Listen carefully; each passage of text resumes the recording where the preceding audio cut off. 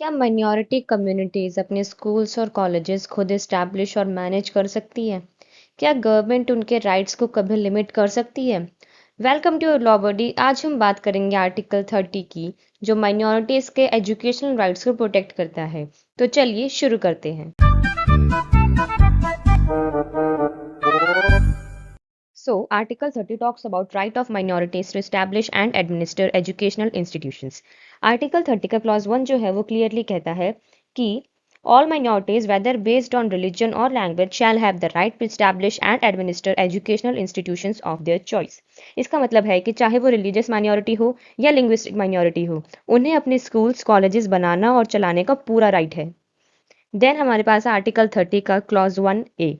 ये एक important protection देता है which says that in making any law providing for the compulsory acquisition of any property of educational institutions, the state shall ensure that amount fixed by or determined under such law acquisition of such property is such as would not restrict or abrogate the right guaranteed under that clause.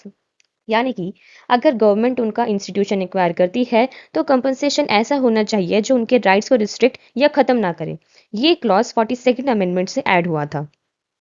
Then हमारे पास article 30 का clause 2 ये कहता है कि the state shall not in granting aid to educational institutions discriminate against any educational institution on the ground that is under the management of minority whether based on religion और language. इसका मतलब है कि अगर गवर्नमेंट किसी educational institution को add देती है, उसकी हेल्प करती है, तो वो ये नहीं कह सकती कि तुम माइनॉरिटी हो इसलिए तुम्हें एड नहीं मिलेगी। No discrimination on the basis of minority management. अब हम इससे रिलेटेड कुछ इंपॉर्टेंट केस लॉज भी डिस्कस कर लेते हैं, जो कि एग्जाम पॉइंट ऑफ व्यू से बहुत इंपॉर्टेंट है।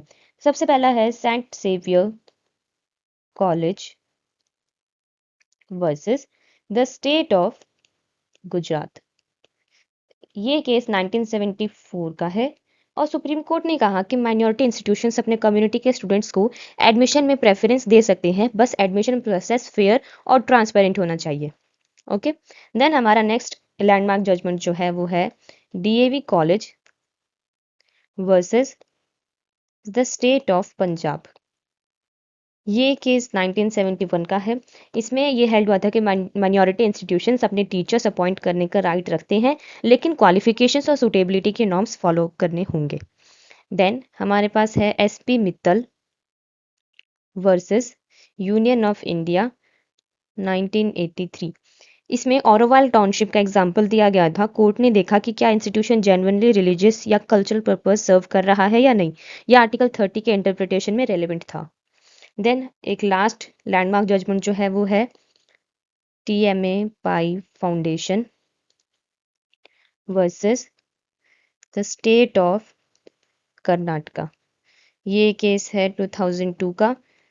ये लैंडमार्क जजमेंट है क्योंकि कोर्ट ने क्लैरिफाई किया कि माइनॉरिटी इंस्टीट्यूशंस को स्टाफ अपॉइंट करने, स्टूडेंट्स को एडमिट करने और अपने इंस्टीट्यूशन चलाने का राइट है, लेकिन रीजनेबल स्टेट रेगुलेशंस को भी फॉलो करना होगा। ठीक है।